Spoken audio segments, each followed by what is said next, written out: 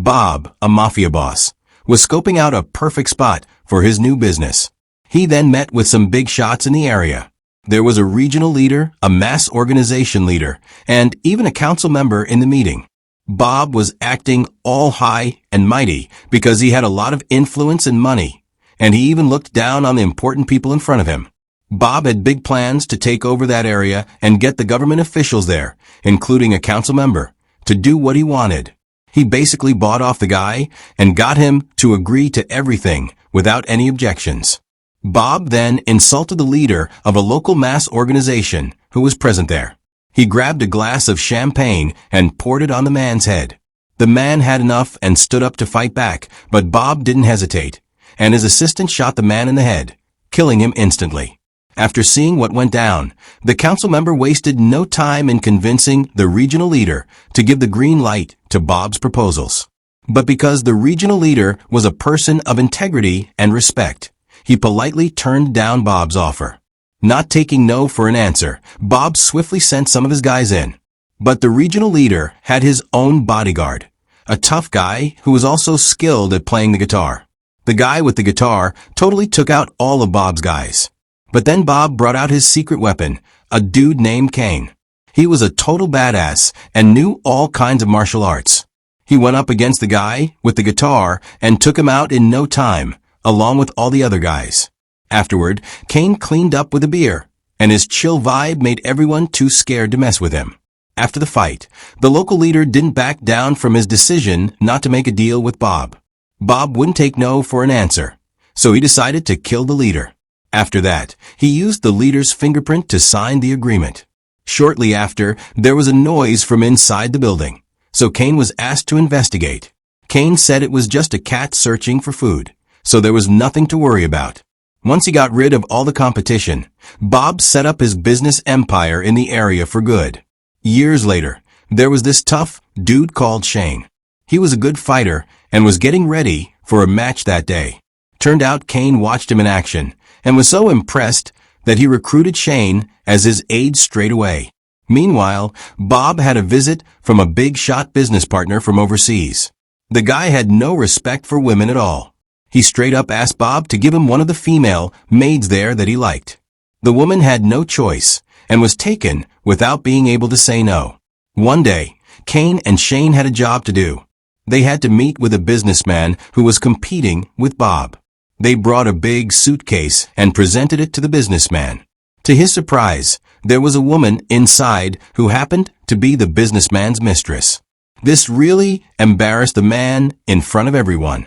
Shortly after, Bob showed up, wanting to take over the man's business area. When the man refused, Bob ordered his men to kill the man's assistant. It turned into a crazy situation, and Kane was being chased by a bunch of guys trying to get rid of him. Luckily, Shane arrived just in time to help him. They fought off the chasers, leaving the businessman alone. Shane really seemed to have it out for the man and wanted to finish him off, but Kane talked him out of it. Shane was stubborn about it, so Kane had to physically restrain him. Eventually, the cops showed up and they were brought to the police station.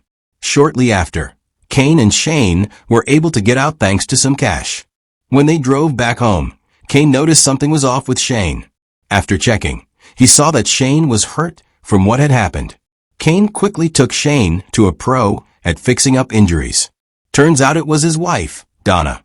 Before getting treatment, Donna planned to give Shane anesthesia so he wouldn't feel any pain. But surprisingly, Shane said he didn't want it and actually wanted to feel the pain.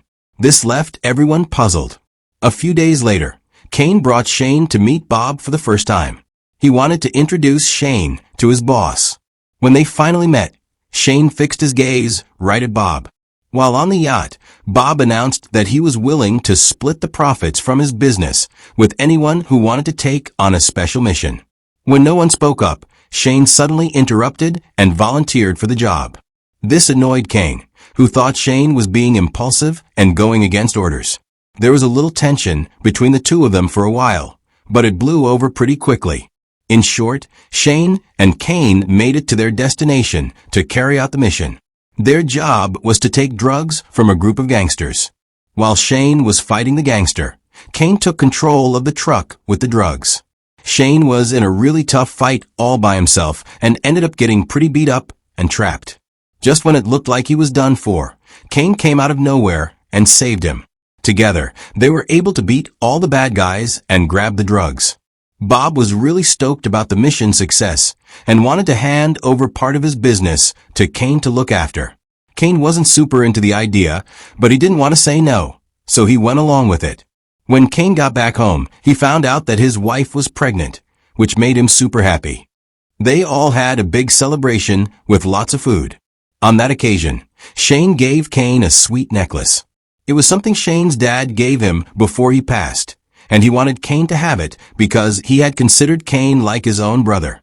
Later that same day, Shane was spotted by himself working on his hobby of carving a statue, just like he always did. The next day, at the police station, there was this police chief dude named John who was all fired up about busting some criminals in an ambush. Turns out the shady guys he was after were Bob and a drug cartel from Mexico, and they were about to do some drug deals. Right as the deal was going down, John and his crew showed up and started shooting at the bad guys. They took down a Mexican cartel group, but Bob was able to slip away. Just as Bob was about to make a run for it on a boat, Kane whipped out his gun and aimed it at him. Turns out Kane had been an undercover cop this whole time, sent to bust up Bob's illegal crew. Unfortunately, before Kane could make a move, Shane appeared and shot him, sending him flying into the river. After Kane kicked the bucket, Shane was picked as the new guy to take his place. Before giving him the job, Bob wanted to know Shane's background to make sure he wouldn't betray him like Kane did. Suddenly, Shane pulled an unexpected move. He strangled the boat driver, causing the boat to go out of control and speed up toward the riverbank, then tossed him off the boat. The surprise wasn't over yet. Turns out Kane was still kicking without any gunshot wounds. That sneaky Shane purposely aimed for the necklace he gave Kane, which was made of strong iron and could block the bullet. It was revealed that he never meant to actually hurt Kane. Shortly after that, Kane got a message from Shane, letting him know where he was and asking Kane to come and see Bob's death. Bob's life was in serious danger. When he asked who Shane was, Shane revealed that he was the son of the regional leader that Bob had killed years ago. He was out for revenge for his father's death. It turned out that the noise Bob heard the day he killed the regional leader was actually young Shane witnessing his father's murder. Kane had actually seen Shane, but chose not to tell Bob to protect him. Shane chose not to kill Bob just yet and instead messed him up by cutting his leg tendon, causing him a ton of pain. But just as he was about to do more damage, Kane showed up and put a stop to it. After a little argument, Shane finally got it that revenge wasn't the way to go and would just make things worse. So Kane called up John to fill him in on what was going on and get Bob arrested.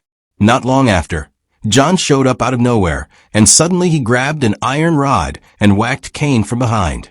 Turns out John was actually Bob's sidekick the whole time. The ambush earlier that day was part of their sneaky plan to get the drugs from the Mexican cartel for free. It was revealed that Kane had been assigned to be Bob's aide for 15 years to keep all the dirty secrets and protect Bob's shady dealings. Everything had flipped. Kane and Shane ended up being the ones tied up and left to burn on the ship. Not long after, the ship went up in flames. A guy found two men lying in front of his house. It was Kane and Shane, who had somehow survived the blast. The guy rushed them both to the hospital for some serious treatment. Sadly, Kane didn't make it due to severe burns all over his body. Shane, though, managed to hang on, but his face was super messed up from the burns. In a desperate move to save him, the surgeon decided to replace Shane's damaged face with Kane's. So from then on, whenever anyone saw Kane, it was actually Shane. A few months went by, and Shane finally woke up from his coma. Meanwhile, Bob was busy running for a new regional leader spot, trying to expand his influence. Shane wasn't about to let his sorrow get the best of him, so he started honing his physical skills, prepping for some sweet revenge. Meanwhile, Donna, Kane's wife, had a visit from John, who was out to finish her off. Luckily, Shane showed up just in time and shot John multiple times. John, thinking he was seeing Kane, begged for his life and promised to help take down Bob's crime empire. But little did he know it was Shane standing there, and Shane wasn't about to let anyone stand in his way. After killing John, Shane invited Donna to chat on the riverbank. The gentle sound of the flowing water provided a serene backdrop to the heavy conversation.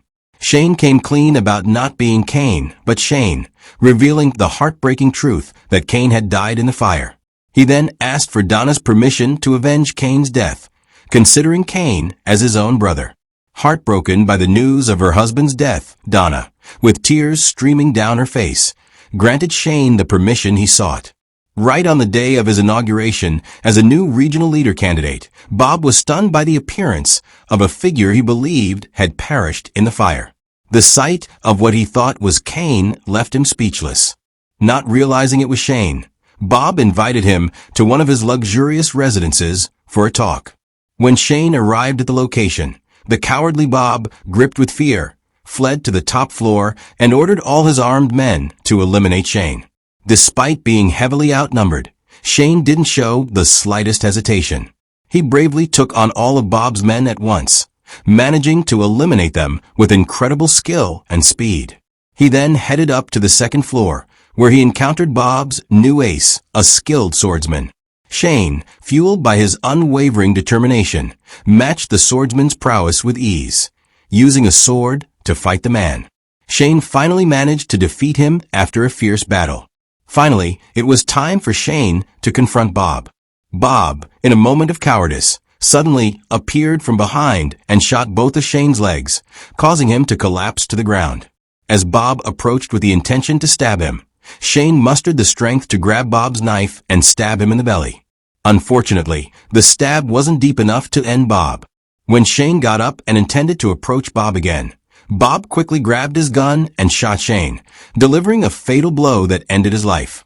At the same time, Donna was in the hospital, finally giving birth to her first child without the presence of her husband. It was a bittersweet moment as she held her newborn baby, knowing that Kane would never get to meet his child. When Donna was on the elevator with the baby, she coincidentally ran into Bob, who had just finished receiving treatment for his stab wound. Not realizing that the woman beside him was Kane's wife, Bob and his men casually talked about their success in killing Shane. Upon hearing that Shane had failed to take his revenge, Donna felt an overwhelming wave of devastation. As the elevator doors opened, it became clear that Donna had taken matters into her own hands. Bob and his aide were found dead, having been killed by Donna in a moment of cold, calculated retribution.